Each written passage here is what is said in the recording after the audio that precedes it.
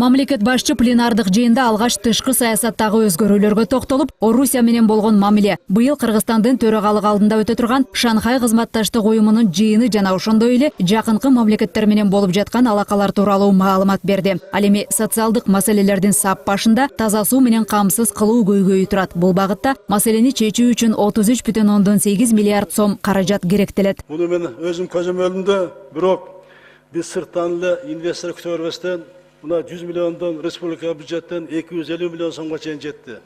Ушуну быйылдан баштап 5 миллион сомго чыгарышыбыз керек. Чыгарып. Таза суу биздин элибиздин, балдарыбыздын ден соолугу, келечеги.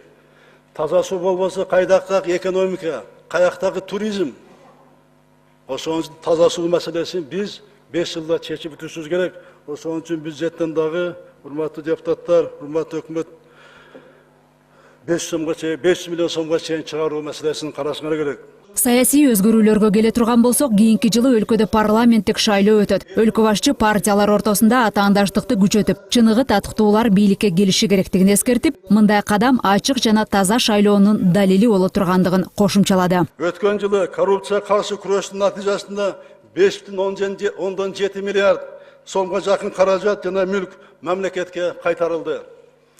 Коррупция менен күрөшүү, укук коргоо жана сот органдарын, жалпы мамлекеттик бийликти алдын жутумдардан тазалоо ишинде эч качан компромисс болбойт. Коомду коррупциядан тазалоо процесси токтобойт. Артыкчылыктуу багыт катары уланат. Президенттин билдирүүсүндөгү айрым көйгөйлөргө депутаттар да токтолуп, учугу үзүлбөй жаткан коррупциянын айынан социалдык маселелер чечилбей жатканын айтып, өкмөттүн ишин сынга алышты. Бишкекте мына 2000ге жакын адам өзүнүн үйлөрүнүн документтерин ала албай атат. Госрегистр дагы өзүнө бул маселеде камарабайт көрүнгөн шылтоолорду таап, кааласа мындай чечет, кааласа тигиндей чечет. Өкмөт бул боюнча эмне кылып атат?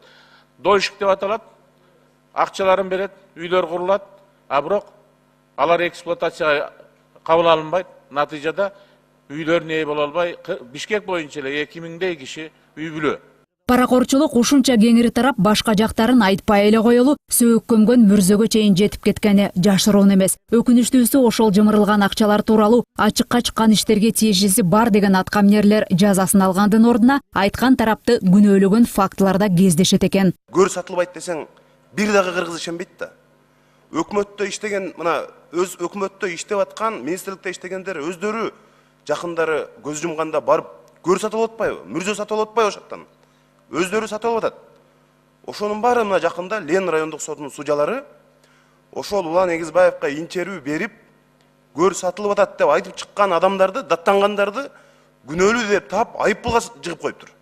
Силер эми ошону туура эмес маалымат бергенсиңер, Кыргызстанда Бишкекте көр сатылбайт, силер жалган сүйлөпсүңөр деп туруп, сот аны айыптуу деп таап, анын үстүнө өлгөндүн үстүнө көмгөн кылып, акчалай айып салып коюптур. 20 000 сом.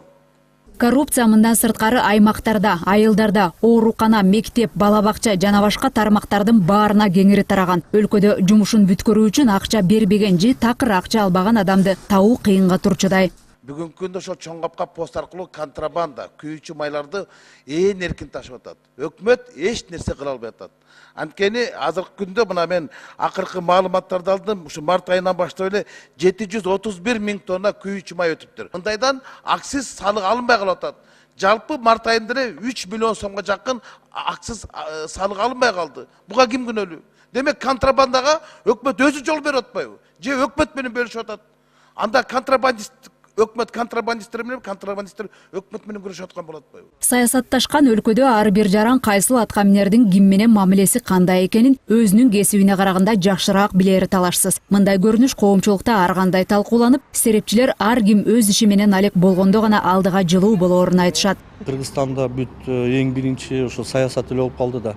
Саясат болсо жанакы экономикага такыр эле бир бөгөт коюп эле өнүккөнгө бир мүмкүнчүлүк болбой калды да. Анан эми бүгүнкү күндө ошо экономиканы карашыбыз керек. Мындан сырткары мамлекет башчы келечекте аткарыла турган пландар, өлкөнү санариптештирүү, IT технология жана заман талабына жараша алдыга карай өнүгүү программаларына да токтолуп, 2020-2022 жылдары азыркы башталган пландардын жыйынтыгы сезиле баштаарын убада кылды. Президент Сооронбай Жээнбеков ушуну менен жогорку кеңештин пленардык жыйынында экинчи ирет кайрылуу жасады. Ал буга чейин 2018 жылдын жай айында депутаттардын алдына чыгып сүйлөгөн. Бул жолку сөзүндө өлкөдө өзгөчө эле калктын бардыгы саясатташып кетип, андан сырткары маанилүү маселелер көз жазында калып жаткандыгын эске салды. Анын ичинде коррупцияга каршы күрөшүү, экономикалык абалды жакшыртуу, элге жетиштүү түрдө социалдык шарттарды түзүү маселелери бар.